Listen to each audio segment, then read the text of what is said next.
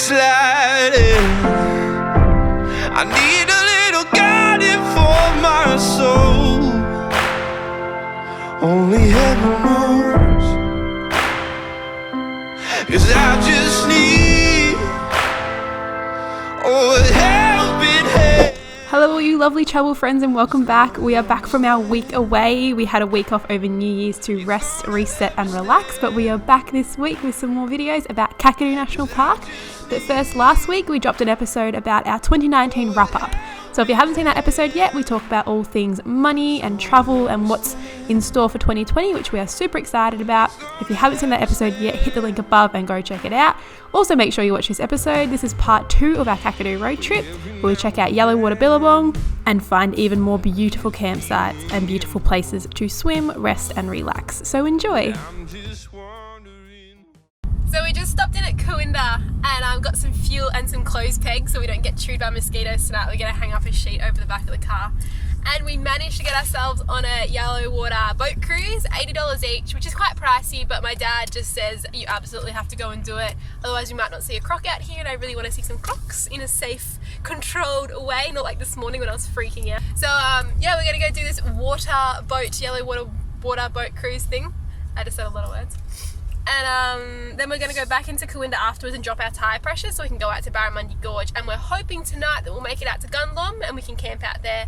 Kieran's currently just driving circles around the car park. Yeah, it was just like a bit of concrete and people were just like, I'll park here, but I was like, oh, but I'll park there. You're turning into an old man. Doesn't make sense. So yeah, I'm really excited for this cruise. I remember Yellow Water being beautiful when I was here last time.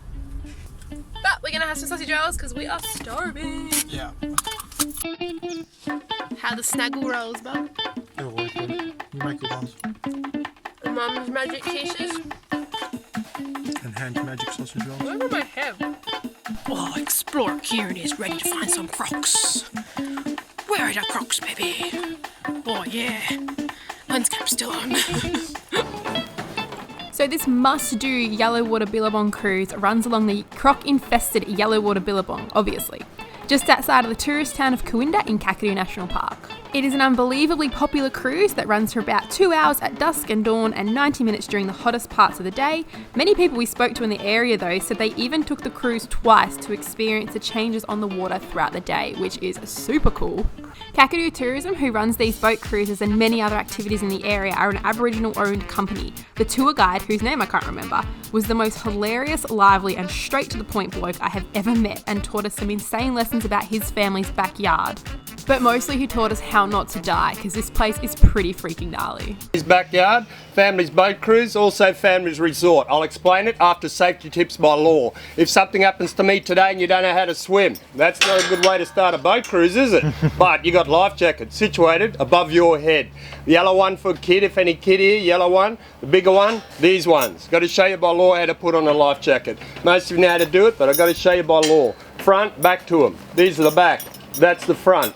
Like a vest or a shirt. Chuck it on whatever arm you prefer, left or right, muck around with it for a while, get it adjusted, clip it in.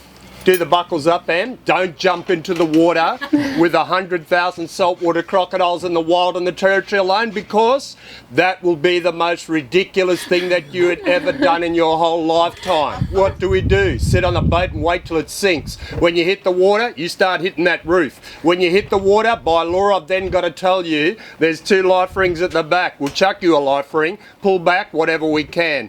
By law I've got to tell you, there's ice cold water in cups at the back. If you drink too much water, there's a toilet at the back. First aid kit in the toilet. Fire extinguisher where the driver is. Where the driver is, there's an emergency radio. Something happens to me, you grab that radio, you press a button, you talk, you let go, because someone's got to talk back. Mobile phones, Telstra, that picks up straight away. The rest of you people that have bought cheap phones into my family's backyard, you know the 3 numbers. Do not put any body parts over the side, doesn't matter. Any crocodile can approach this boat at any time it wants, launch up, grab anyone from the outside seat by your head, drag your fare back in the water. I'm going to film it because I got Telstra. No swimming unless I'm filming it, and if you've not understood a word I've just said, you're not the first to die. I'm looking at my group of Europeans. You look very lost, man. You better get someone to instruct you straight away. Did you record that? No. Did you really? Yeah. Brilliant. The wildlife in Kakadu is intense, with about 1/3 of all Australia's bird species represented in Kakadu and at least 60 of those species found in this wetlands alone, along with everything that you can think of that might want to eat you, kill you, trample you or kick you. Now we're going to end up right over there. If something happens to me today, no, I'll talk about him later. If something happens to me today, do not attempt to walk from there to there. Why? You're going to die. 4 deadly snakes. King brown, western brown, taipan, death adder. If you don't get hit by a snake, you're probably going to get eaten by a crocodile. If you don't get eaten by a crocodile, mauled to death by a buffalo. You don't get mauled to death by a buffalo, kicked into the next day by a horse. How do you get out of that? Take your husband, take your dad, take your friend and push him fair in front and run for your life, because you will die, folks. So do not walk across the floodplains. White bird, the most international bird on the whole planet. Italy, Africa, India. Nah, egret. All over the world though. Little egret, cattle egret, intermediate egret, and the greater egret. 4 types of egrets. See? Pied cormorant, international bird. Everywhere there's water on the world, you've got a pied cormorant. Remember the bird that sits there with his wings spread open? You're going to see lots of these.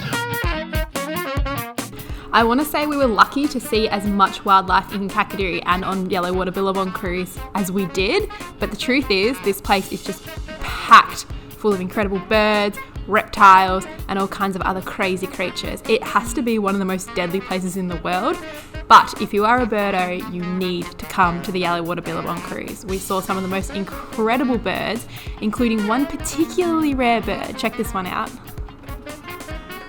If any of you guys know what this bird is, we would love for you to let us know in the comments below, because we have completely forgotten what this guy's name is, but our tour guide was incredibly excited to see it.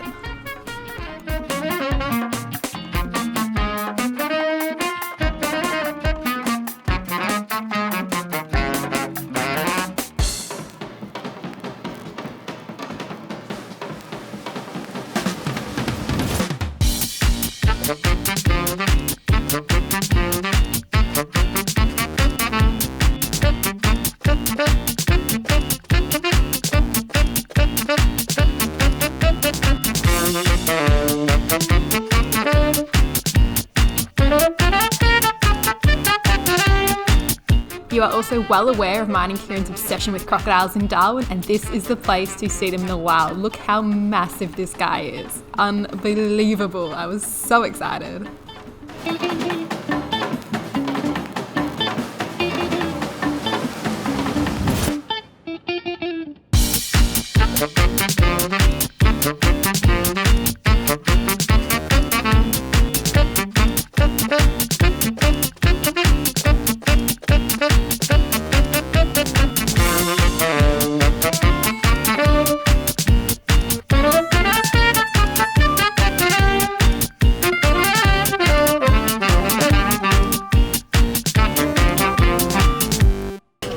Escape! You can go now, lady. In that much of a hurry. Good luck, have a good holiday, have a good year. Ciao, baby. There you go. Of the cajillion photos I took on this Billabong cruise, this one has to be my favourite. The Yellow Water Billabong cruise seriously competes with travelling around South Africa and photographing in Kierran National Park. So if you are in Kakadu National Park, you will no doubt hear people harp on and on about this experience, and if you can do it, you must do it. And for more information on other Aboriginal run experiences that you can do across all of Australia, check out the link in the description below for an amazing PDF about these experiences, where you can do them and what you can do. It's super, super cool. I can't believe I stumbled upon this info. Go check it out. After all that insane excitement on the Yellow Water Billabong cruise, we headed back into Cooinda, which is basically a caravan park, a shop, a petrol station and a magnificent pool where you can lay, chill out, eat some food. You can get a beer from the pub and a palmer if you want. You can also stay here. We didn't because it was a little bit out of our price range, but if you have some cash to splash, this place is awesome. So we pulled up here for lunch, had some sausage rolls and some quiches and sat in the sunshine before heading out to Maguk. I got a unicorn ice cream, but it's purple. So we're finished at Cooinda. We had a nice lunch and a swim in the pool. We had some ice creams, which was good. It's really hot. It's like nearly 40 degrees today. And we just dropped our tyre pressures to about 28 and we're going to go out to Maguk and to Gunlom. So I think we're going to try and camp at Gunlom tonight. Sound like a plan, Stan? Yeah, yep. As long as there's somewhere to swim, I'll be happy. Yeah, we can swim at Gunlom. After seeing all those crocs in the river though, I'm so not confident swimming anywhere that you shouldn't swim because it's just so freaking sketchy around here. It's so easy to think that there aren't crocs, but we just saw so many crocs. How quick they disappear up. Yeah, exactly. So yeah, that's our plan. We're gonna find somewhere to camp and try and cook dinner before sunset tonight because last night it just sucked. It was so dark. Oh, there's a big plane coming in. Kakadu National Park covers an impressive 20,000 square kilometres. But because we only had a measly 48 hours to spend here, we were doing what my dad would call a hot lap of Kakadu. So far we travelled from our home in Girraween, out to our first campsite, through to Cooinda. Now we're heading to Barramundi Gorge and then spending the night at Gunlom. Maguk, also known as Barramundi Gorge, is located in the south of Kakadu National Park in the Northern Territory, obviously. Maguk is one of the only waterfalls in Kakadu that flows while there is no rain. Towards the end of the dry season, however, the flow is much weaker than the peak of the wet. I love how salties have this like angry, toothy grin and then the freshies are just like more chill.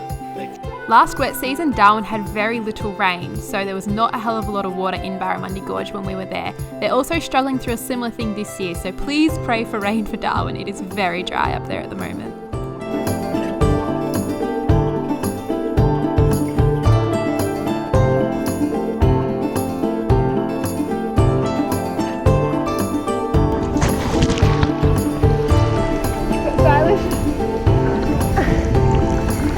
Many people I've spoken to says you really shouldn't swim in Barramundi Gorge or at Maguk.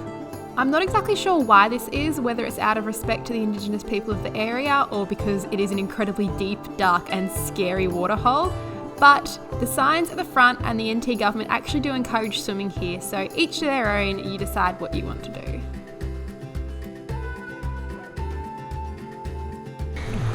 Slippery!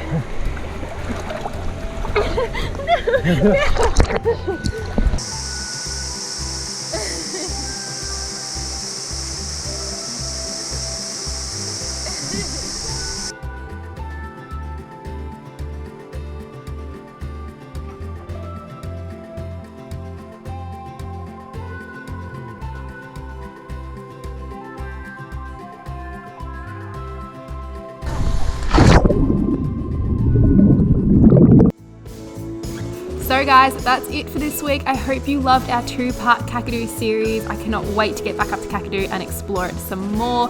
Next week, we are heading into Gunlom for our last little stopover in Kakadu, and then heading out to Katherine and Mataranka to complete our mini little South Darwin road trip.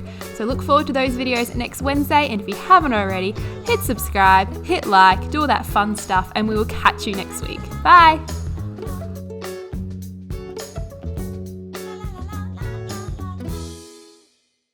Do not put any body parts over the side, doesn't matter. Launch up, grab anyone from the outside seat by your head, drag your fare back in the water. I'm going to film it because I got Telstra. You're going to die and run for your life because you will die, folks. So you're going to die.